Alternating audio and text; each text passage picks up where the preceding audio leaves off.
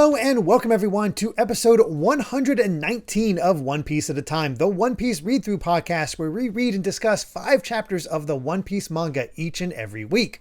I'm your host, Derek Bittner, and I'm joined by my wonderful co-host and freelance letterer at Shonen Jump, Brandon Bovia. How you doing, Brandon? I'm doing pretty good. I'm, of course, Brandon Bovia, letterer of manga like Dragon Ball Super, Kaiju Number 8, and, well, at least out here in my neck of the woods, it's starting to get really hot again, so it'll be fun to things will be rather cool.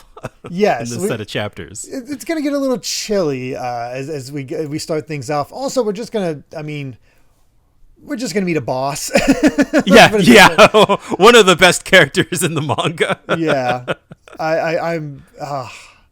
Gosh. I remember Impel Down when I first read it being like, yeah, this is good. This is exciting, but it didn't really impress upon me in like any major way. And this is just sort of like all action all the time, just always moving forward. Like it is the momentum arc. Yeah. It feels like it feels weird too. Not to get ahead of ourselves. Like I thought Luffy was out of commission for a lot longer than he actually is. This whole sort of like, the rest of the arc basically is like, oh wait, this all happens like bam, bam, bam, bam, bam. Yeah. Yeah. We waste no time. So yeah, let's waste no time. Get into it with chapter 536, level 5, Frozen Hell. And this might be my favorite of these Straw Hat opening chapters so far. Oh, yes. Frankie taking an alpaca and making an alpaca tank. It's just like, yeah. We're just going to make a cyborg out of you. And it's like, 2 notes about this. One, this panel actually, like, I think opening 12 of the anime, they animate a lot of like pages like this and the color spreads and stuff. This one is definitely in that opening. I remember that. I love that. Yeah. The second thing, the alpaca's got Zaku legs, like just straight up. Oh yeah, he does. Yeah, like that. So just like I see you, Oda. Really showing his Gundam fan recently. Yeah. Well, let's get into the chapter itself. As Hannibal is like, "What do you mean? What did you say?" It's like, no one's ever survived after being exposed to so many types of the Warden Magellan's poison. We can make antidotes for one, but multiple are beyond our powers. And Hanyabo's like, this ain't no joke. You call yourself doctors? I love that you can kind of tell based on their reaction to Hannibal. You're like, okay, something's up here. Yeah. And it's pretty, we know when something's up immediately. Like this can't be the case. But basically, the doctor's like, he's beyond saving. We don't know what to do. There is no way to save him.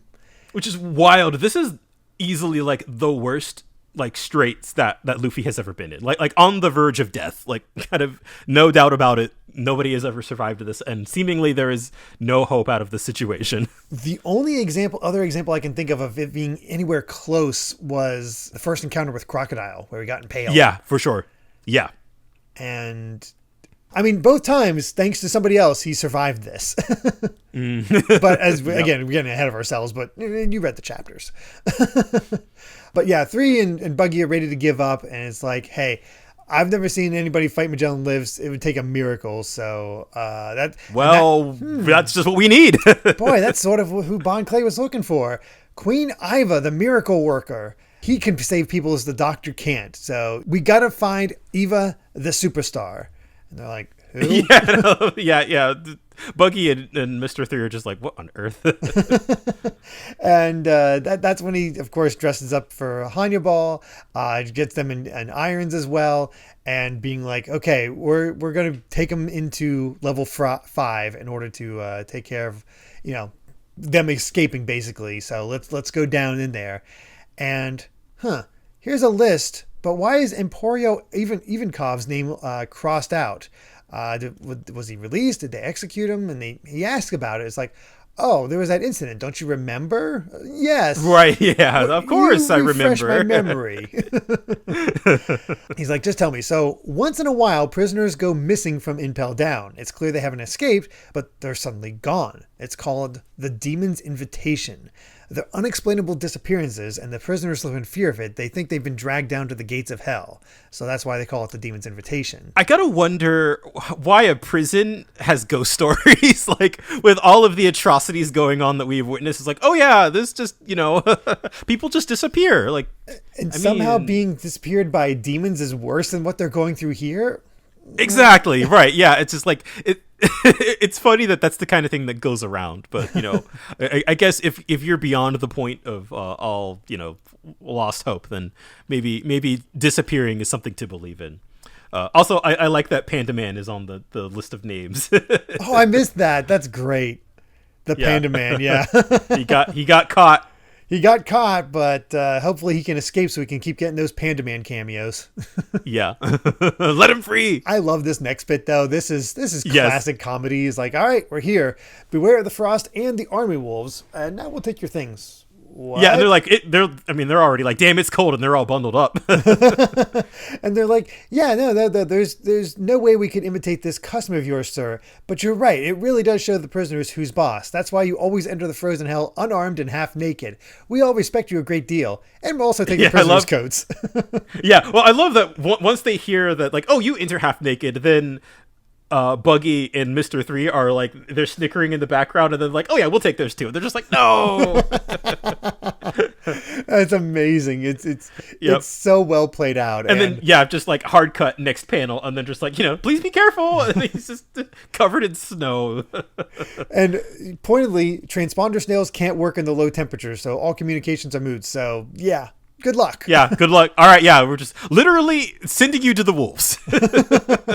Speaking of, here they come.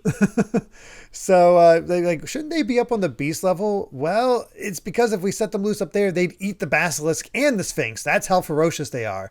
Oh, good God. Mr. 2 is like, all right, we have to stay safe, Straw Boy. Get ready to fight. And then, of course, naturally, Mr. 3 and Buggy are just, getting out of Dodge. Yep, they run off, and we cut away as Luffy in his new cell as he's writhing on the ground. This scene is just brutal to get through.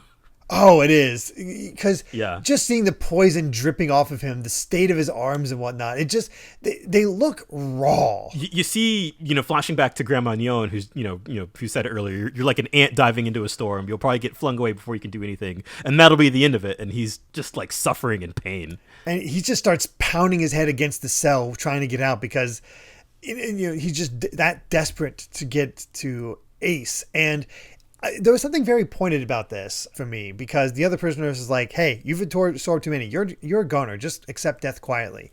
And that's when Luffy screams out that I'm not going to die. I'm not going to die until I've rescued Ace. And that's so different from when Ace was almost, not Ace, but from when Luffy was almost executed by Buggy. It was like, oh, well. Yeah. There's something very like the ways in which Luffy kind of like chooses to accept or like deny his own fate. Yeah, I think if it only applies to him, he's okay with it. This is the end of my adventure. I had a fun time, but this is the end. But when one of his friends are in trouble, that's when he just becomes desperate. And it's like, I'm not going to die until they're safe. Yeah. Again, these chapters of Luffy alone are a fantastic character study on what makes him such a great protagonist.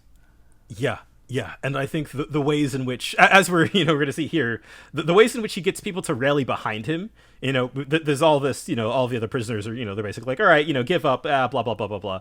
But, like, Bon Clay, the goat that he is, comes to, I've come to save you into the name of friendship. And they're like, what is with this guy? He's covered in blood. And Luffy's half passed out. He's just like, forgive me for running away back there. And like, who are you? A friend. I'm not going to let Straw Boy die. And he actually leaves the keys behind with the other prisoners. I think, Bon Clay is always the MVP. He is the MVP of this section, of this set of chapters. Like, none of this would have happened if not for just, like, his grit. Yeah. To me, this is Bon Clay's version of him climbing the Drum Island Mountain, like Luffy did. Yeah, absolutely. Because Luffy's half dead. He's desperately searching for help. He's asking every prisoner he can about where Iva could be located. And they're just pointing him from place to place. And one says, oh yeah, I saw him down that way. leading him directly into the forest where all of the wolves are waiting, basically. Just tricks him. He's like, screw you, basically. Although fun detail, like, God, the way that they were just like the prisoners, like, oh yeah, they left the keys here. I never even thought about breaking out before. Like, if you're all the way down here in level 5, like, your spirit is broken. Like, these people are like, they've been broken in a way that like is different compared to all the other levels. I mean, they're kind of laughing off the frostbite where their fingers literally fall off. It's like, Yeah, exactly. It's just complete despair. And the complete opposite of that, Bon Clay not wanting to give in is like, there's no antidote that can save him. Only Iva can. All I can do is not give up, as we see all these wolves start to surround him. And this really is the Drum Island. oh, it is so cool. Just he's surrounded by all these things. He's fighting them off. He's getting bitten in the leg, the shoulder. He is being eaten alive. His face and even Luffy gets in on the action too. Yeah, I love that Luffy wakes up from his stupor to bite one of the wolves himself. And it's extreme out here. And this is when we see the hockey in action again. He's like, "What do you think you're doing to Bond?" With that look, with that half dead look. Holy crap! Like the way that he just, like, all of them, just this entire pack of wolves knocked unconscious, which we've seen this power before, but like seeing this with Luffy like on the verge of death, I think is incredible. Yeah.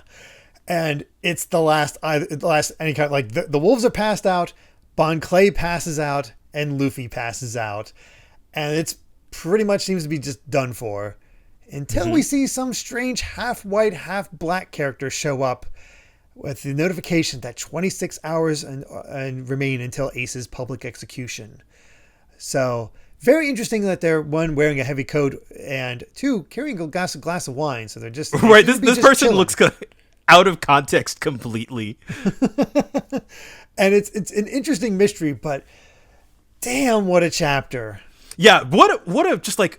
a singular fantastic chapter on its own that I think really I love seeing Bon Clay's dedication play out in full. Like I've talked about this a lot, throughout the course ever since he's been, reintroduced, but it's like seeing kind of the feats of friendship, if you will, like seeing how far Luffy and Bon Clay are willing to go for each other. I think it's like wonderful, and it really serves as like the crux, as sort of like the thesis of what this arc is all about. Yeah. And honestly, it's one of those chapters when I first read it, you get that, and it's only the beginning of this set of chapters, you get those sort of like, I guess the best way to call them is hell yeah tears, where you see the grit and you're just like, yeah.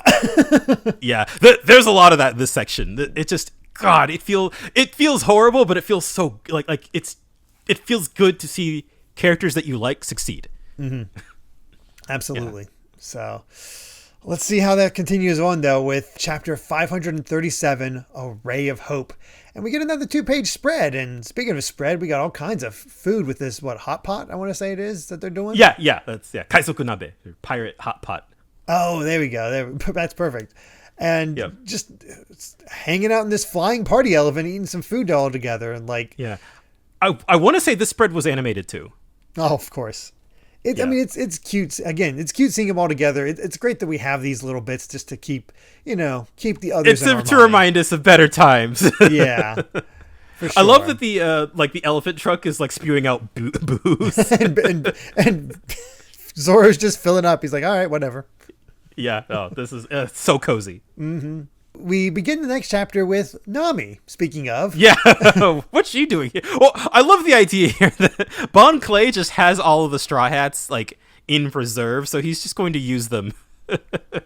Yeah, and, it's like, here's Nami, and, of course, gets Hanya Ball all hot and bothered, and is like, but wait a second, she's exactly my type, young and gorgeous, but what happened to that freak who knocked out all the jailers? Who are you? And I was like, does it matter? Just come with me. It's like, I'm all sweaty. Would you mind helping me take off these sweaty clothes? And oh, my goodness. And of course, just plays him into opening the gate. And as soon as he's behind there, Bon Clay changes and ties him up with a rope. So good. And I think what's great about this too is that it's not only in character for Bon Clay, but also in character for Nami, even though she's not here. Yeah, it totally plays like a joke that she would a ploy that she would use, but it's also just fun. It's like, I'll make him pay for this. I'm glad this will reflect badly on the warden, but I hate being outsmarted. I just want to be the warden. He's just hanging there for God knows how long.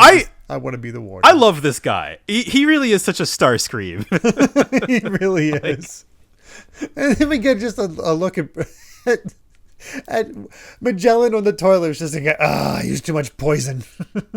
So he gets diarrhea from using poison, but also eating poison. Like, I mean, he's just on the crapper all the time. Yeah, he is not in great shape, all things considered. But we do get a nice look at basically what's been going on. The prisoners are all back in their cells in level 2, though some of the keys are still missing.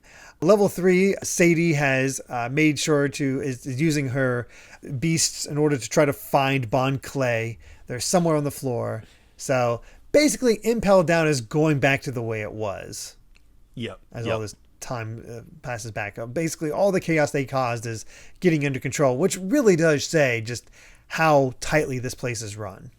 Yeah, I was gonna say they're efficient, and that's something I will. It feels odd to give them props for running such a hellhole, but like, as far as like bureaucracy goes, like Impel Down's got it. Yeah, I mean, it makes sense why only one person has ever escaped. Yeah. So, yeah, but at some point later, as we flip the page, Bon Clay wakes up and finds a disco bar.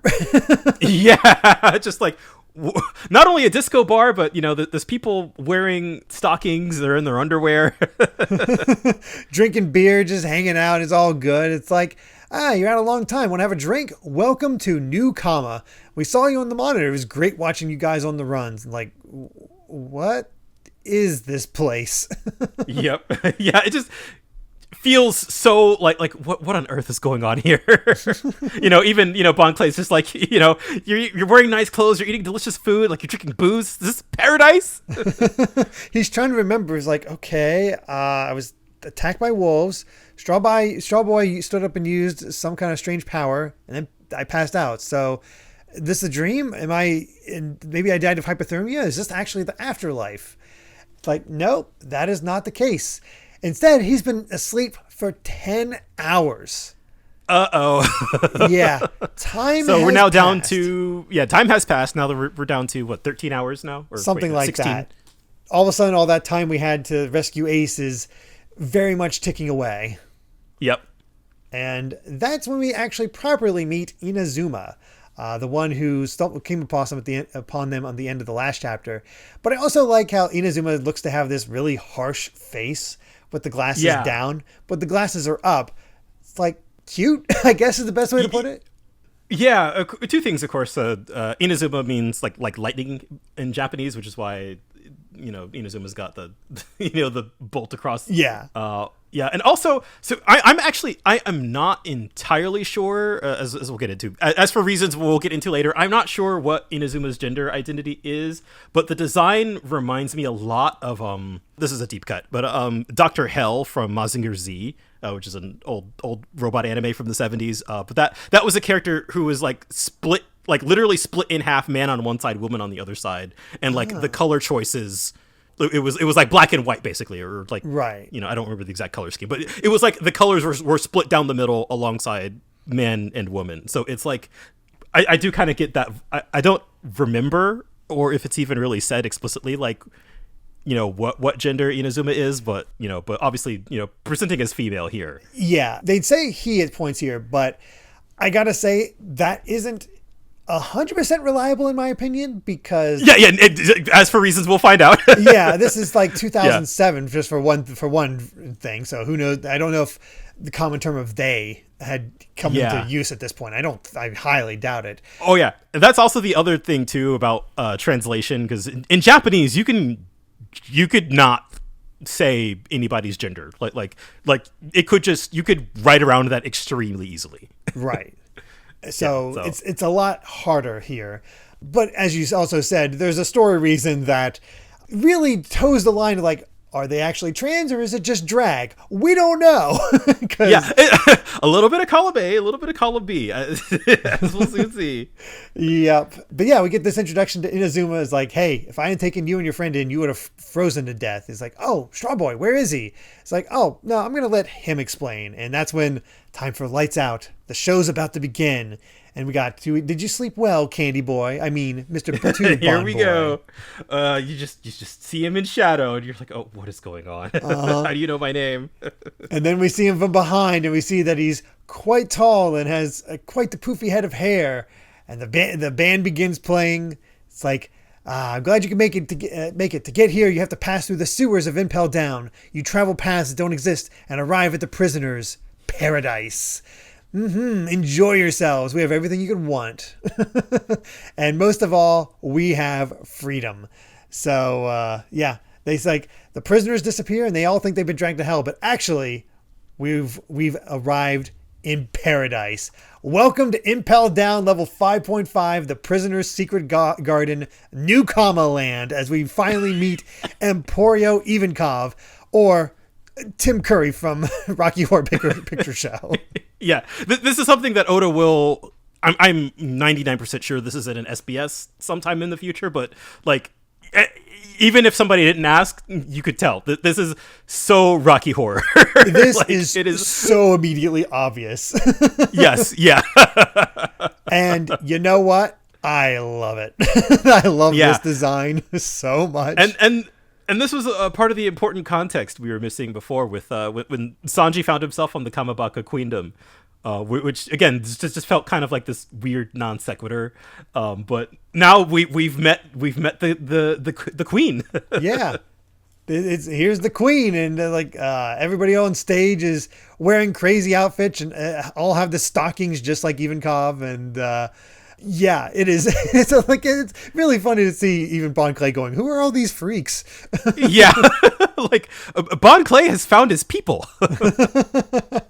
He really has. And I love that it just, I think we get Oda's take on the anticipation line from. Yes, totally. Because we got Ivankov going, I got too excited.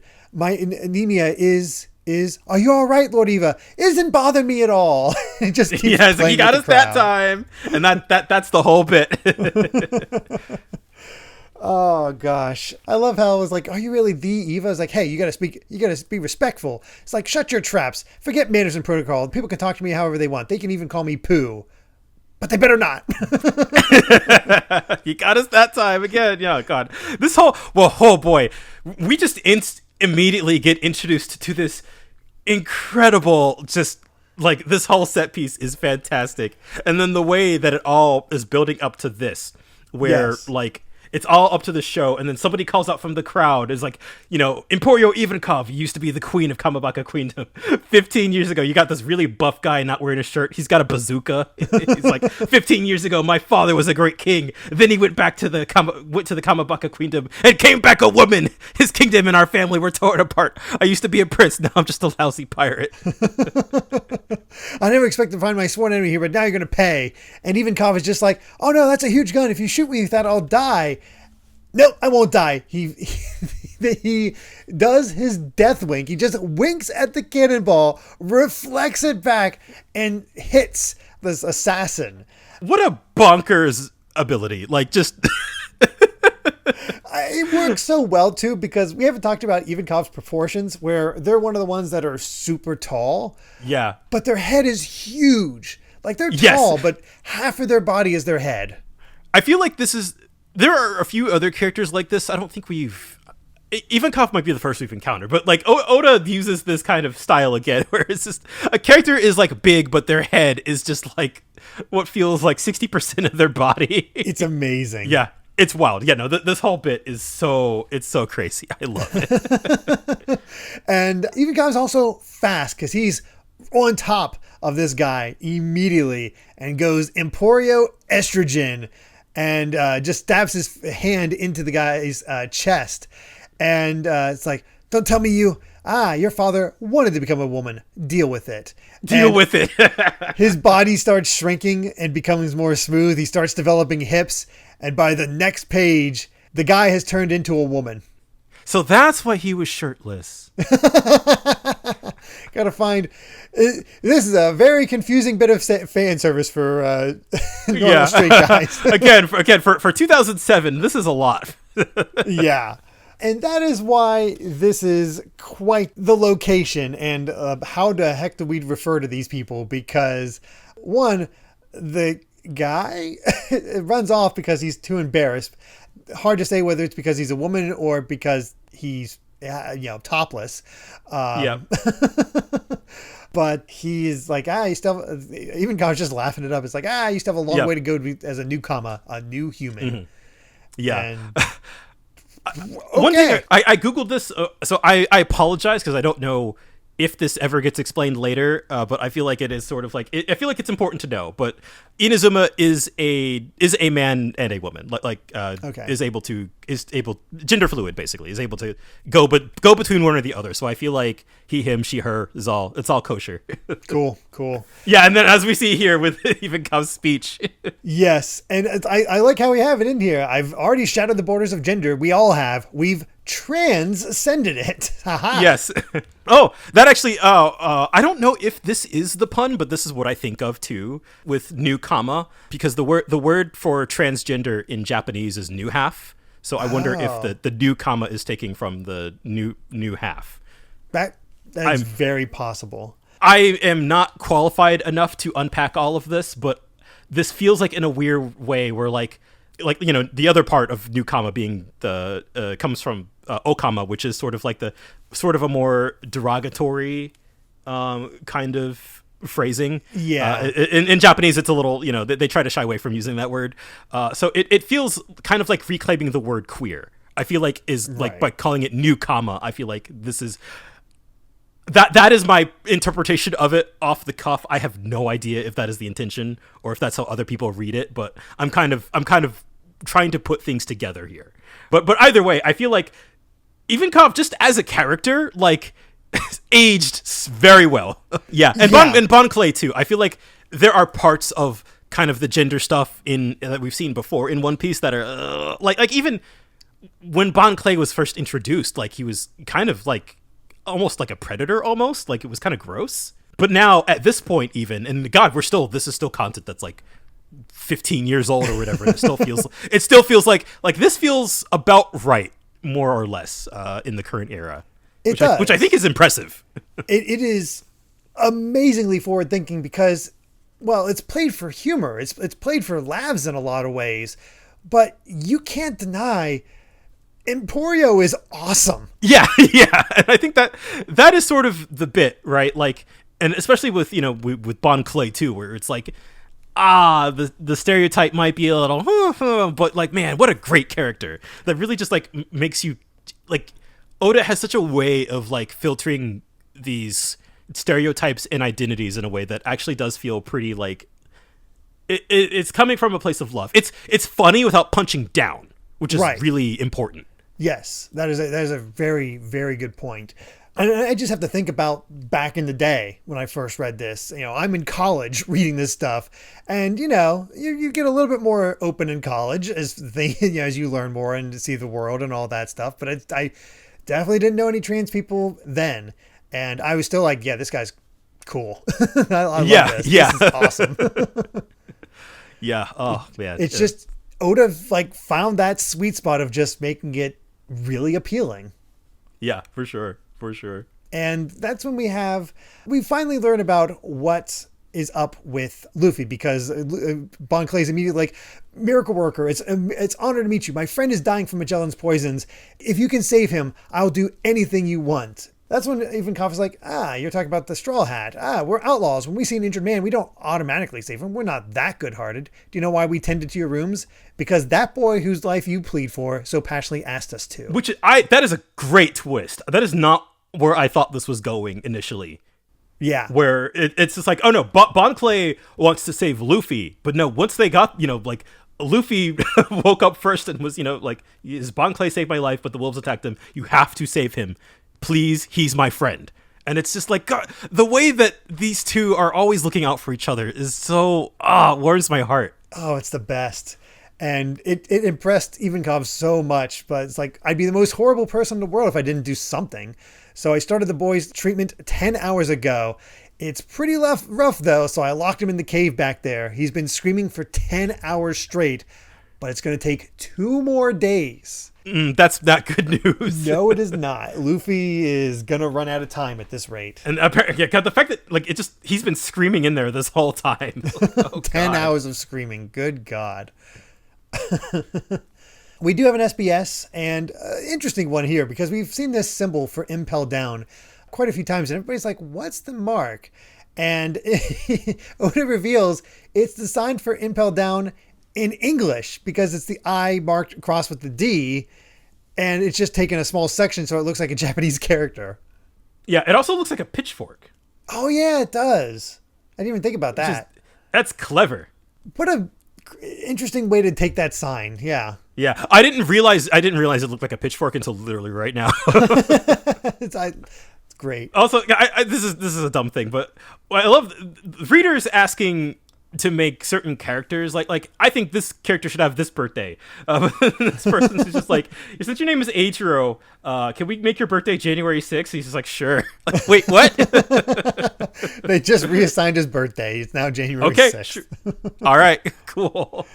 Yep. I love how somebody played into the joke. It's really good. That's good. All right. Time for chapter 538, level 5.5, New Kama Land. And we get a little flashback onto what Luffy has to go through in order to get this treatment. 10 years of his life. Yeah, it's one of those cases again where it feels like it happens to almost every shonen protagonist. Like, we can do this thing, but you're going to lose years of your life off of it. Yeah, of course, every time, Yeah. And in this case, it's like, yeah, okay.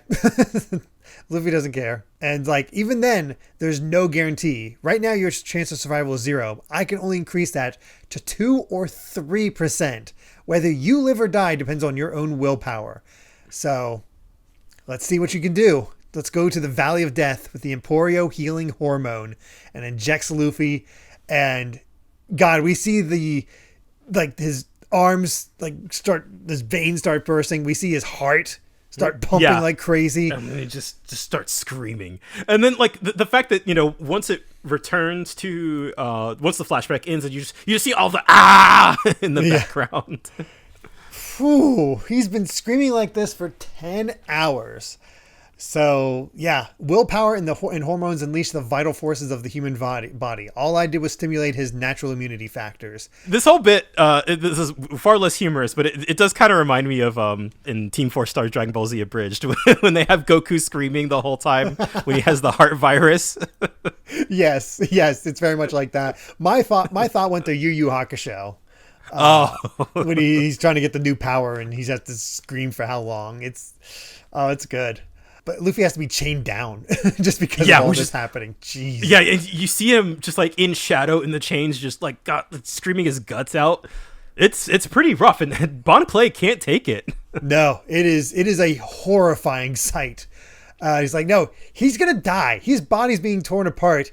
He might already be dead. So help him, save him, make him stop bleeding. And then Ivankov just hits Bon Clay. It's like, no, shut up. I am helping him. We're talking about a life. I love this speech, by the way. Do you know what it means to save a life that's beyond saving? You call me a miracle worker, but I'm not a god. Miracles only happen to those who never give up. So never underestimate the power of miracles. Hell yes. And this is why Ivankov is so cool. Yeah, just I feel like immediately you know what this character is all about. And I wanted to comment on this earlier, but the way they talk about here in level 5.5, where they have kind of found their own freedom through gender expression. I feel like it does go back to One Piece's themes overall of freedom, where people are in this context free to be who they want to be, right? And it feels not all that different from it's like a different kind of freedom that Luffy's pursuing, Yeah. It's amazing how well it works into the themes when you really think about it. And it's again, it just really shows what Ivankov's all about. And he'll help. but he has to be impressed by you. And, well, Luffy's impressed. Luffy's impressed him. Yep. And we sort of get a breakdown of how he works. He ate the horm fruit, so now he can freely manipulate hormones at will. Gender, body temperature, pigmentations, growth, excitement. He's an engineer of the human body who can alter people from the inside. So, yeah, Ivankov really is the truest form of freedom of the human body. Yeah. And that's amazing. I love, it goes on to explain that, everybody in here has transcended gender completely. Men become women, women become men. That's the kind of miracles that we do here. And Bon Clay can barely believe it. It's like it has to be a dream. It's not a dream. It's a place of dreams, and he hits. Yeah, he gets winked at him. The whole death wink thing reminds me of Duval, where he's just so bad at winking. Yeah. And here we have somebody who's so good at winking it could kill you. It's weaponized. Oh gosh, but yeah, all the people here are prisoners who were lost, stumbled into the place by blind luck, because there are entrances all over the place, among the bloody spikes in the den of beasts, in the blazing fire, and even in the morgue. We use all those paths to get supplies. It's like an underground railroad. The guards don't notice because they can't imagine that a paradise could exist in this hell. Yeah. What a cool idea, too. Again, we spent all of this time just exploring like the depths of how horrible this place is, and here's like this tiny secret society of genderqueer people basically just like living their best lives. It's so cool. While also knowing what's going on in the prison as well as the what's going on in the outside world by stealing newspapers. And we actually see scenes of them like cheering on Luffy fighting the Sphinx and whatnot. They're watching TV. But it wasn't Ivankov who made this. It was a prisoner who had the power of a devil fruit that was good for digging. So he and his followers created this paradise of prisoners. And then, it's basically like a giant ant colony. And it's located somewhere between levels 5 and 6, which of course surprises. So, there we go. We have a level 6. There's a level 6. It's not widely known, but that's where they keep the really dangerous people. All life sentences or death. Level 6 is the infinite hell, where where those who committed deeds so heinous that the government has erased their very existence. So yeah, they just get rid of those that are inconvenient. Wow, the government's not very nice, If you hadn't been drilled into your head at this point. Indeed not. And the thing is, there's another example of Luffy's luck here, because as Ivankov points it out, yeah, you guys managed to fight your way down to level 4. But that wouldn't have been possible a while back. It's because there was another powerful person here, the previous head jailer, Shiryu of the Rain, powerful as Warden Magellan. And he's also much more experienced than Magellan. So he was actually potentially even more deadly than him. But it's because of him being the warden and Magellan being the underwarden that Impel Down got its formidable reputation. However, Shiryu had a predilection to just kill prisoners willy-nilly. Torture is one thing, but he's slaughtering them. Magellan said earlier, basically, I can kill prisoners whenever I feel like it, basically. But I love it. He's calling out Shiryu here in this flashback where he's like, whoa, man. That's a bridge too far. Yeah, I can kill you if I want to, but he does have restraint. So, there is that. That is certainly interesting. But yeah, he massacred prisoners on a whim, and something had to be done, so they actually imprisoned him on level 6 as well because he was that dangerous. This place has politics. It really does kind of feel like bureaucracy, like this office politics. We got the old boss is so hardcore we had to throw him in jail. I also noticed something about Magellan that I don't know if is fully on purpose, but before when he was in the toilet, they had a close-up of his face, and I noticed his face kind of has like a baboon quality to it. Mm-hmm. But pair that up with his hands, the wings, the horns, he kind of looks like I think it's Baboon enemy from Dragon Quest. Oh, I could totally see it. Yeah, he's kind of similar to that. It's, its own unique flavor, of course, but like a human version of it. It's like, that's kind of cool. That's just a little aside. Yeah. More interesting though is we're getting names, and it's like, okay, Oda's tossing out names. At this point, we're trained. Something's going to come of this because we get some of these other bad, worst pirates. The pirate Catalina Devon, great battleships San Juan Wolf, and Vasco Shot. Pirates who shook the world, but their most brutal crimes never made it into the newspapers. And those are the kind of legendary pirates who are imprisoned on level 6. Oh yeah, and Crocodile's there too. Oh yeah. But also, yeah, commit those to memory if you can. Those last 3. Yeah. I remember exactly what their deal is. So we'll get to them in due time. Yeah, I don't remember or haven't reached that point whatsoever. But it is interesting to see that for all this time we thought they were in level 5, but nope, they're actually in level 6. Yeah, I love that it's called Infinite Hell. It's so funny. Yeah. I was like, and even Ivankov was asked, like, hey, didn't you and Straw Hat fight on opposite sides in Alabasta? You have an interesting relationship. And Bon Clay just starts doing his dance. It's like, politics doesn't matter when it comes to friendship. I love now that things have calmed down. Like, Bon Clay and Ivankov's dynamic is so wonderful. Like, they're so chill. They do fit together quite well. And he even has the other new Kama just cheering for him. Yeah, like I'm so happy for Bon Clay. Like this is a place where he could truly be himself. Oh yeah. And we get informed, of course, Bon Clay gets informed that Jinbei is there, as well as Ace. Yeah, which I mean makes sense. So that scene we saw of Crocodile being like, yeah, we all want to kill Whitebeard. So that was on level 6. It's interesting, but Ivankov also says it's an impressive feat, but there's no way he can actually save Ace. So he needs to worry about his own life. It's not his brother's. It's already past midnight. And Ace is going to be executed tomorrow at 3 in the afternoon. They'll be transporting him to the Navy headquarters in the morning. So, yeah, he's going to be removed in 7 or 8 hours. And Luffy's detoxification will take at least 2 days. He may not even survive. And then he'll need to sleep for about 3 days to fully recover. So by the time he wakes up, it's over. There is no way for Luffy to rescue Ace at this point. Yeah, well, as Ivankov puts it, like, it'll be a miracle. The odds are against him. So you should rest too. Eat something nutritious, get some sleep. I'll take you to a quiet room. And it's like, no, I'm going to where Straw Boy is. He goes outside the door and just starts cheering. You can do it, Straw Boy. You can do it. You have to live, Straw Boy.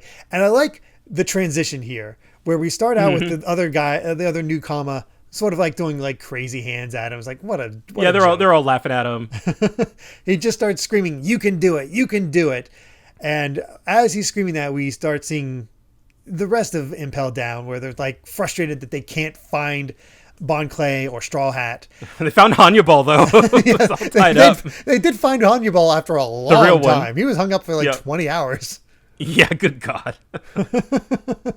Magellan's getting the report that he's disappeared, and 7 hours pass, and by the time I get to that 7 hour point, everybody, even Ivankov, is screaming out, you can do it, you can do it. Yeah, I love the way that, like, even again, we talk about like Luffy's ability of like leadership and rallying people together, but like this scene of like Bon Clay going out on his own to cheer on his friend, and like that one action just like is able to get everybody to rally around him.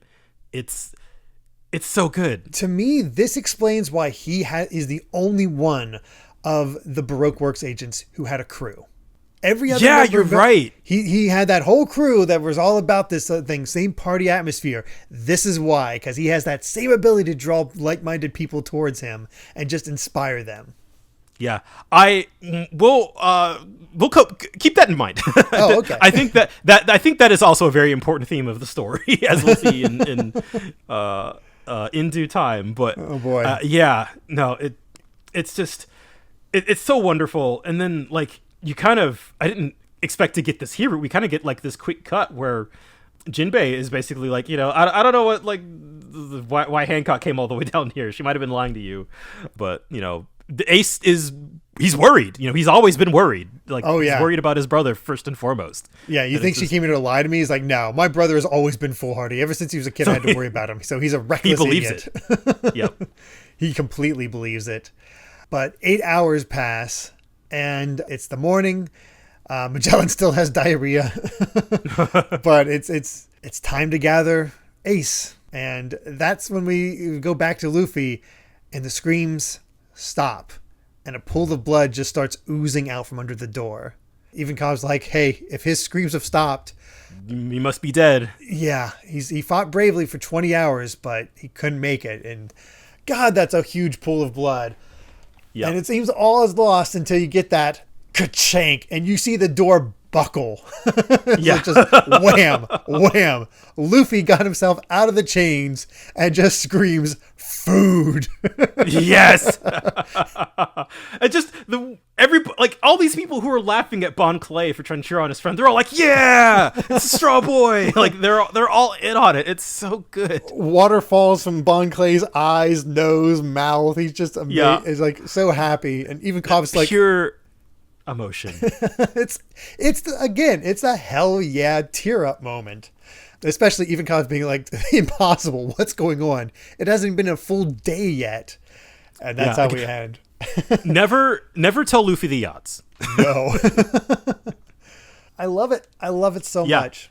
Yeah, and of course you knew that Luffy was always going to pull through, right? You go, oh, we're on a time limit. Like, oh, he needs to recover for 3 days. Like, no, he's going to find a way. And really, like, there's nothing to it other than just, like, Luffy's pure grit and determination. Like his desire to save his brother is so strong that he fought off Magellan's poison. That, and having Bon Clay there, it's just you see it coming, but it feels good. It's like just because something's predictable doesn't mean you can't get an emotional response out of it.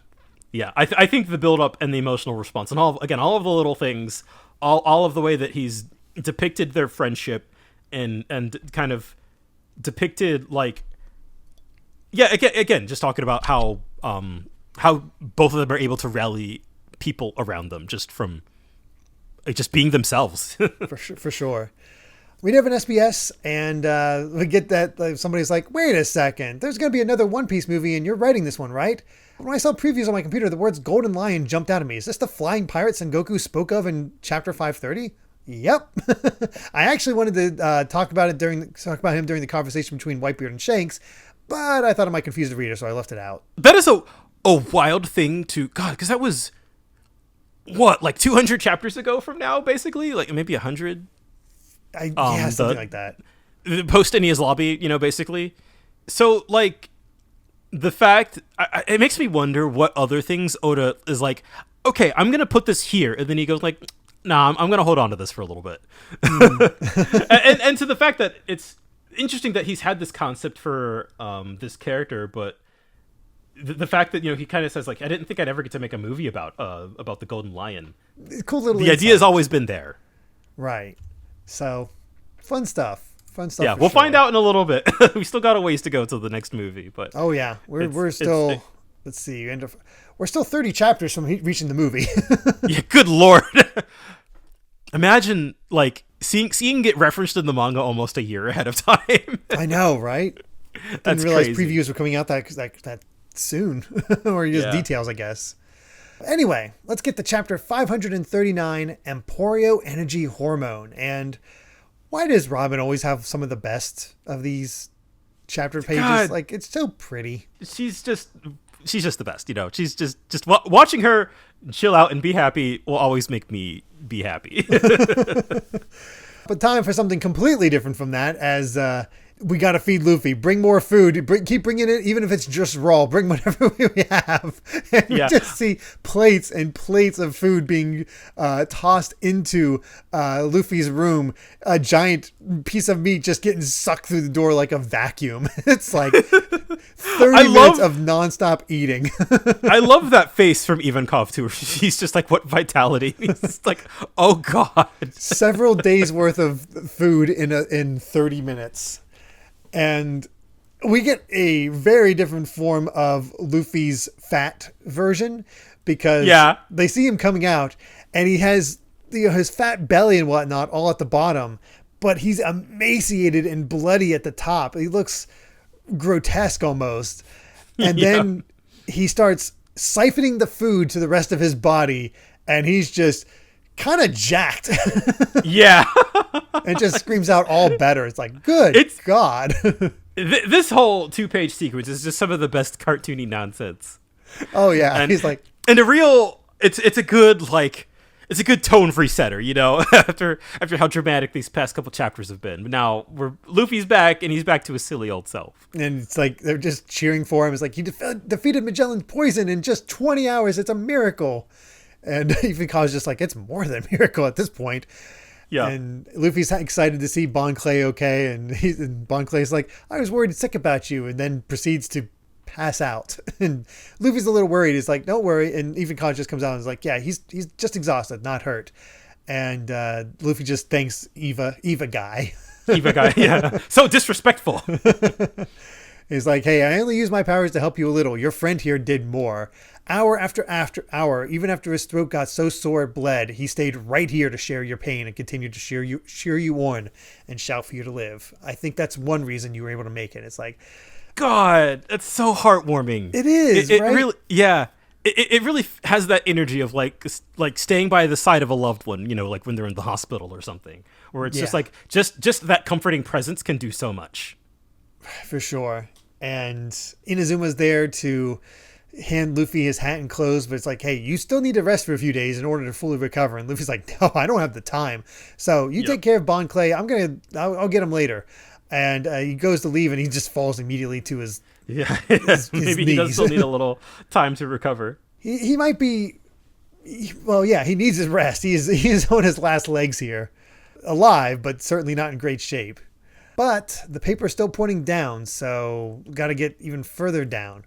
He's like, well, now that you're back on your feet, you'll probably go rescue your brother no matter what I say. So it's your life. Do whatever you want. Yeah. Again, Ivankov is such a great character. I just the introduction of him is just wonderful. Like the dynamic he has, or you know, he cares and he's going to save, but he's also just like, you know, like whatever.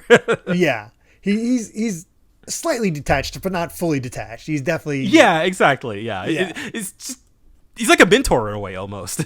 Kind of, yeah. And Luffy even asked him, hey, like, do you want to break out too? Bon Clay came down here to save you.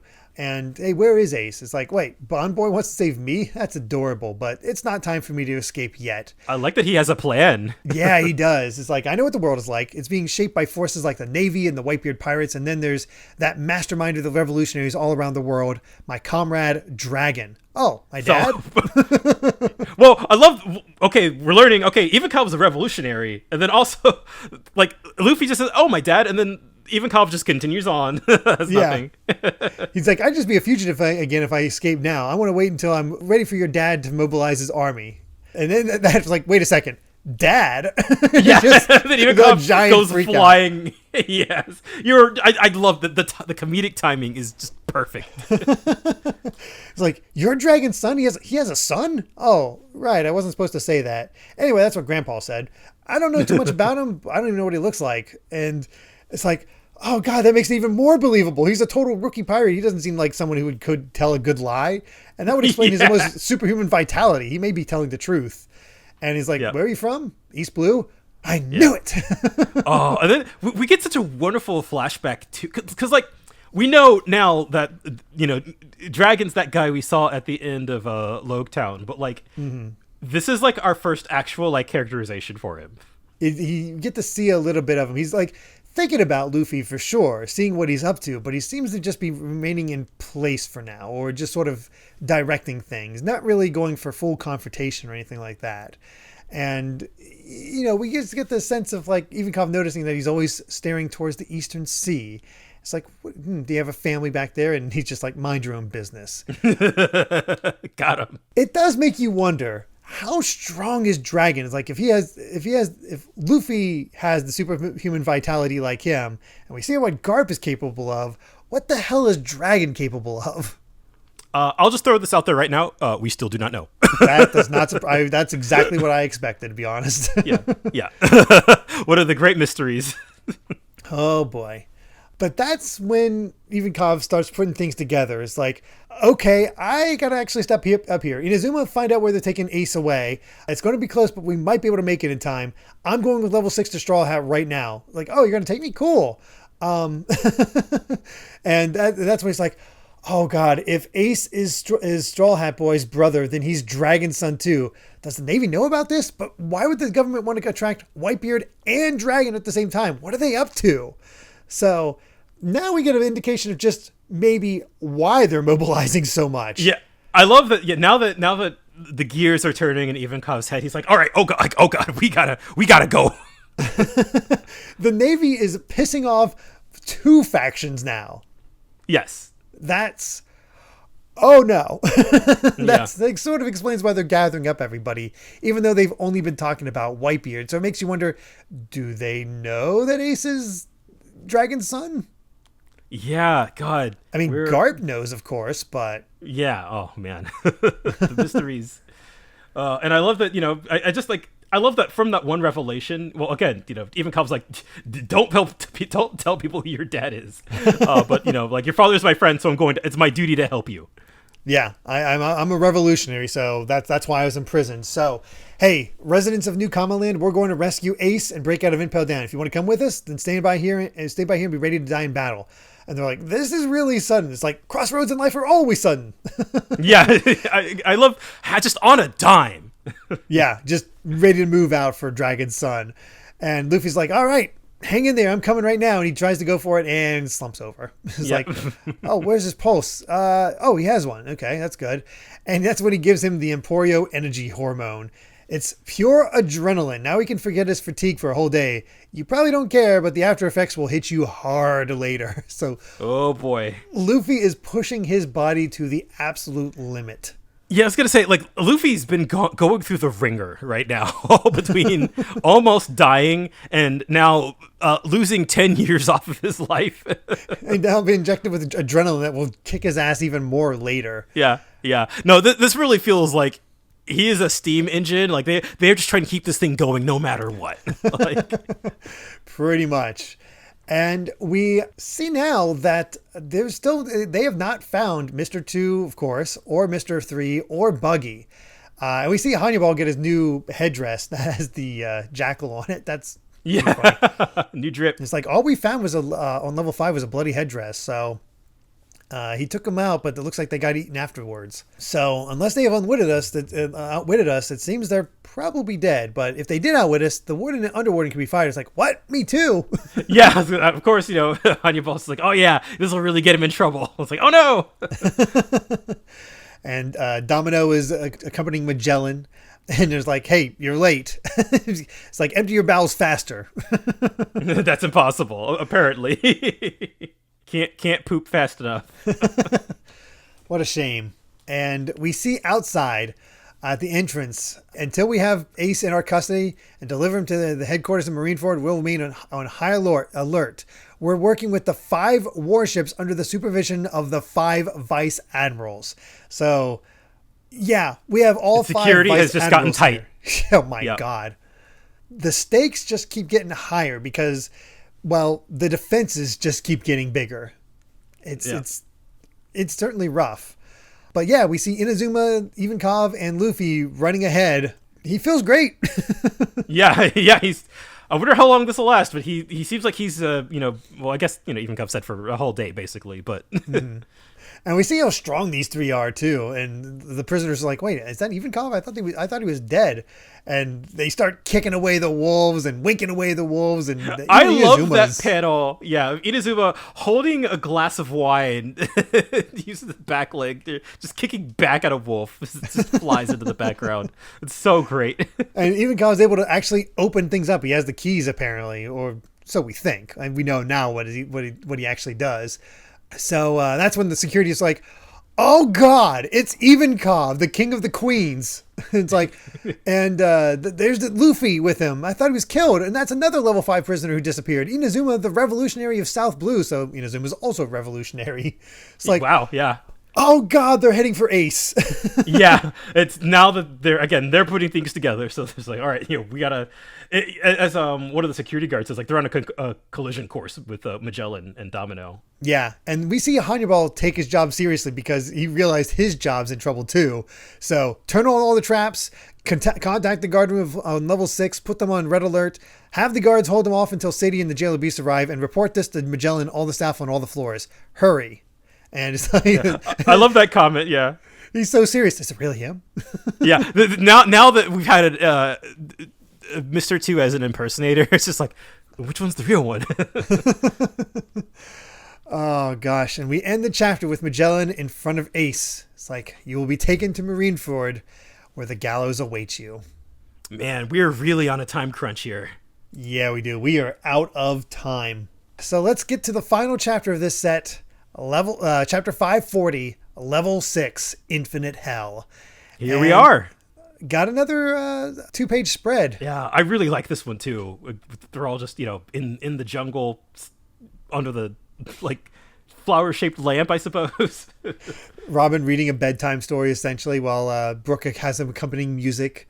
And I like their shirts. The outfits around here are really good because Luffy has Saru, and as you mentioned before, Saru is for monkey, so that works. Mm-hmm. Robin has looks like Hana Hana, which I think is for her hand fruit or flower fruit, and she even has the hands there above the heart. Usopp has home, so he's like Mrs. Home, thinking of home. And there's probably something on Nami's shirt as well. We can see the bee, which might be probably berries. Probably berry? Yeah. I think it has the little curly at the end of it, so I think that's the currency. Yeah. It's just kind of a sweet scene. These past few color spreads have been so cozy. And it might just be because I missed the Straw Hats, but man. What chapter was it that we lost them? Because at this point, it was 513? Yeah. So you think about this week to week, 52 in a week, it's been a while since they've been together at this point. Months. Yeah, almost half a year. If not, about half a year. That's crazy. The assault on level 6 continues as they kick through the guards. They burst their way through the traps. Nothing is stopping these three. They have reached level 6. And they burst in. They're here to rescue them. And he's gone. He's gone. Already been taken away. And it should be worth commenting on level 6 that 6 is kind of the nicest of the It hells. just looks like a normal prison. It really just looks like a normal jail cell. You're locked away and forgotten, but you're left in a normal jail cell. So yeah, honestly, I'll take that, please. To be forgotten feels like an even a worse fate than death in the world of One Piece. I guess so. I guess that is the idea behind it. So, and I like that. Just right off the bat, Jinbei is like, oh, that's Straw Hat. He really came all the way down to level 6. He's just like, holy crap. Yeah. It's like, hey, go after them. They just put Ace on the elevator. Who are you? I don't know. Just don't worry about it. Go save him. He's just like, wow, he must have risked his life countless times to get through these levels. And they see the elevator, which is already taken off. The circuit is closed, so it's no use. So they have to try to climb. But as soon as they try to climb, spikes fall from the top. Of course. Yeah, it couldn't be that easy. Nope. So they're ready to take the stairs, but then a gate goes down in front of that. Options are definitely limited. They're trying to trap them down to level 6. And that's when they start pumping in the gas. And it's like, I don't know who you guys are, but don't involve us. It's like, shut up, you level 6 baddies. Yeah. Yeah, I guess they are kind of catching strays at this point. They're here for Luffy and Ivankov and Inazuma, but it's just the poor other prisoners just like, oh god. And Luffy's ready to take on the poison gas again. He goes to run through it. Turns out to be sleeping gas, and he just falls asleep. Yeah, of course. Bleak, but funny. Yep.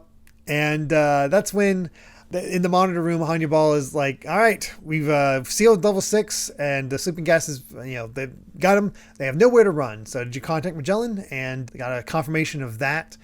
And up on level 1, Ace has heard the report, and he is desperately trying to get away from Magellan to get back on the elevator to go save Luffy. Yeah, just the report here, he's like, I was hoping it wasn't true. Why did you come here? And Magellan's just like, how did Luffy survive that long? That's like, what are we going to do about this? And that's when we get to see what the heck Inazuma's capable of, cutting through the stone like paper with literal scissor hands and tossing up the freaking bricks they actually act like paper and puts them up against the where the gas is pouring out and cuts it off. And then just poses like a boss. Right? Holy crap. Inazuma is amazing. You get the sense Inazuma is a revolutionary. I feel like just the brutal efficiency at which he's able to pull this off, I think it's awesome. Yeah. You get to see the way the revolutionaries fight, because we have heard he's from the South Blue revolutionary. Yep. But yeah, 8, the snip fruit can manipulate anything he cuts like paper. That's cool. Honestly, that's a fun idea. Good power. Yeah, that's pretty neat. That seems pretty useful. So the question is, how the heck do we get out of here? Well, it was the only way to stop the gas. And it's like, well, how are you going to rescue me if you're unconscious? Well, I'll rescue him if I'm unconscious or not. It's like, no. The enemy's outwitted us. We gotta plan here. So all we can do now is deprive them of visual information. So we're too late. They took Ace right up to the top level. He's probably already aboard a ship by now. Meanwhile, we have enemies in front of us to deal with. So look at the Viva card, and it's pointing straight up. Yep. And sure enough, he's already been handed over to the Navy. So it's time to change our objective to helping you escape from the prison instead of rescue Ace. So just leave it to Whitebeard. And Luffy's like, no, I got to go to Navy headquarters. Yeah, of course, immediately without a single hesitation. It's just like, okay, Ace is going to Navy headquarters. That's where I'm going. Right. Yeah. And then, I like that Ivankov Ivankov lays it all out. Like, you're going to be caught in a battle between the strongest people of the world. Again, I feel like flashing back to Grandma Neon and her whole, like, you're an ant in a hurricane or whatever thing. Like, you got Whitebeard, the admirals, the vice admirals, the 7 warlords. Like, any of them could kill you with ease. Yeah. But if I give up now, I'll regret it forever. I'm going. And Ivankov is just like, oh, God, I felt this feeling with Dragon. It's like, I can't refuse this kid. Yeah. And that's when we get a voice from the behind of Luffy. If you want to get out of here, set me free. I can make a hole in the ceiling. What do you say, Straw Hat? And that's when we get our official full reveal of Crocodile. Crocodile's here. It's like, I didn't think there'd be anything for me to do if I were free, but if you say there's a war between Whitebeard and the Navy, now's my chance to kill the geezer. Why would you say that? if you want to escape, I feel like you should keep that in the back pocket. But he's just like, I don't want to miss the war. He doesn't want to kill Ace, he just wants to kill Whitebeard. But it's a good deal for you and me. It's like, no, you're the one who messed up Vivi's country. It's like, it's water under the bridge. I have no interest in Alabasta anymore. Yeah, I love these. This like kind of almost normal, like not arc villain level Crocodile is kind of fascinating. Like you really get the sense that he just doesn't give a crap anymore. Yeah, he kind of chilled out in his own way. It's very interesting. Where Buggy still feels like Buggy, and Crocodile is definitely, he's not down and out, but he's, I don't know, alternative plans now, but you don't know what he's fully up to. I guess because he's back into scheming mode, right? Like, I guess when we saw him in Alabasta, like, he was in the midst of executing his plan. But now that he kind of has plans of his own, he wants to kill Whitebeard, obviously, but like... Well, we saw the plans upon plans upon plans that he had that just showed how much of how cunning he can be. So, seeing him formulate those plans could be kind of fun. Yeah. But I love here, Ivankov, is like, all right, you should let him free. Like, he could be a big help to us. But you see here that, like, Crocodile knows Ivankov. He says, long time no see, Croc boy. And then I love this. This is fascinating because, again, this is one of those things that we still do not know what this is. Oh, no. Or Ivankov says, we go way back. I knew him when he was just starting out, but it's okay. We don't have to trust him. If he tries anything funny, I'll fix him. He's like, I know his weakness. But if you're a good boy to help us, I'll keep quiet about it. Wahoo! So, I think the popular crack theory is that, like, Crocodile's actually a woman. I do. That was my, as soon as we read that, I was like, I do. Yeah, that is a really popular theory. As far as I know, like, this has not come back up yet. I would be so curious about that. But it's again one of those really fascinating long plays. Like, God, what is Oda cooking with that? Will we ever find out? Who knows? But of course, we got the other prisoners like, hey, bust me out too. I hate Whitebeard. That's when we get the death wink on the other prisoners, which is so great. Yeah, they all want to go out. When another voice speaks up. For mercy's sake, please take me with you. I can be of great help to you. I've known Ace ever since he joined Whitebeard's pirates. I've heard about him talking about his brother all these years. I was thrown in here because I opposed the war. I want to save Ace too. Please allow me the chance to die in battle. Whoa! Bring it in, Jinbei. Yeah. Luffy and him have a stare down. He's like, all right. Yeah. I feel like... again, I feel like we don't know a lot about Jinbei as a character currently, but like the fact that one of the first things he says is, I want to die. Just like, oh, okay. I'd rather die in battle. Yeah, that says a lot. Mm-hmm. Oh gosh. So it's like, let him go. We get more prisoners needing to get death winged. And when I see when I first thought of the snip snip fruit, I thought it might be a paramecium type. It might be a Logia type because look at Inazuma's body. It transforms into scissors.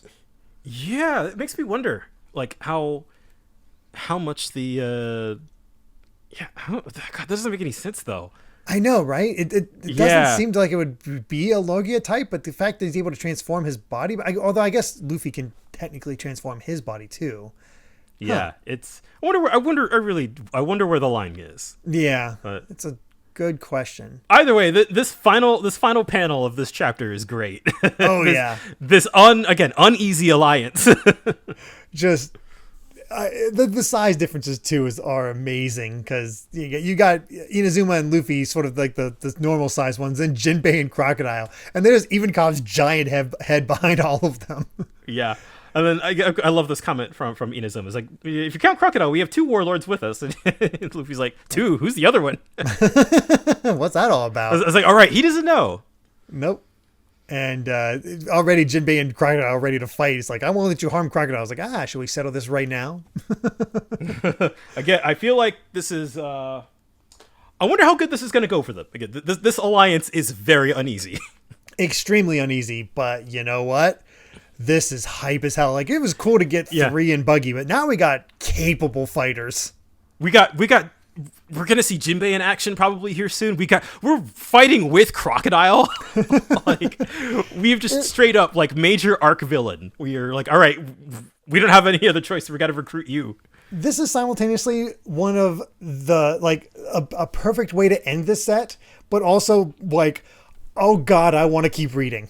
I want to see what happens next so badly. Like, and the fact that, not to get ahead of ourselves, like, we're almost done. Yeah. I mean, this arc has flown by.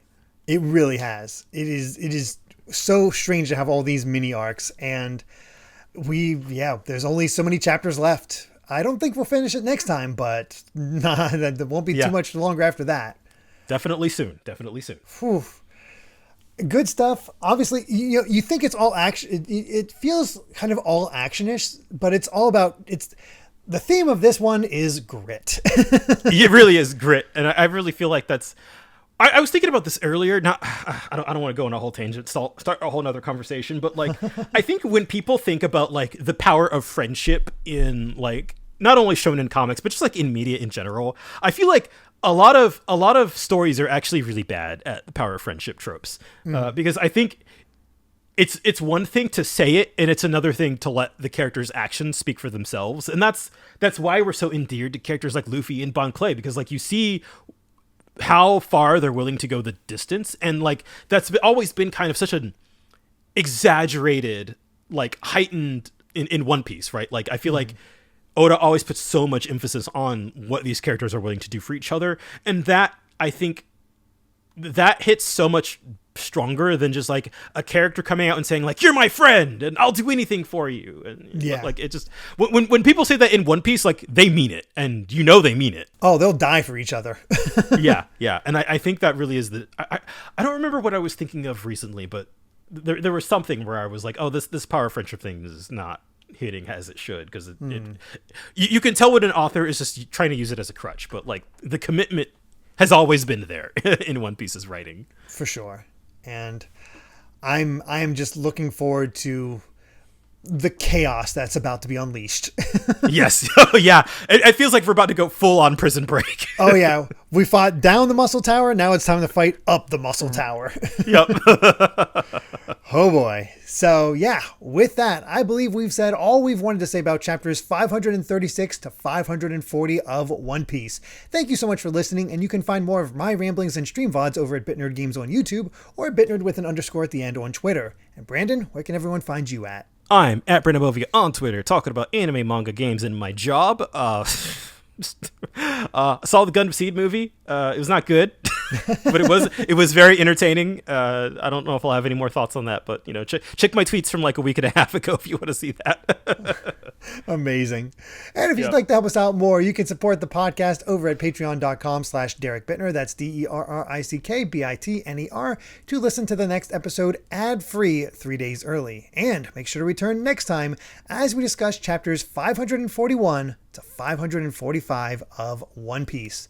So until then, my friends, bye. Remember to take life one piece at a time.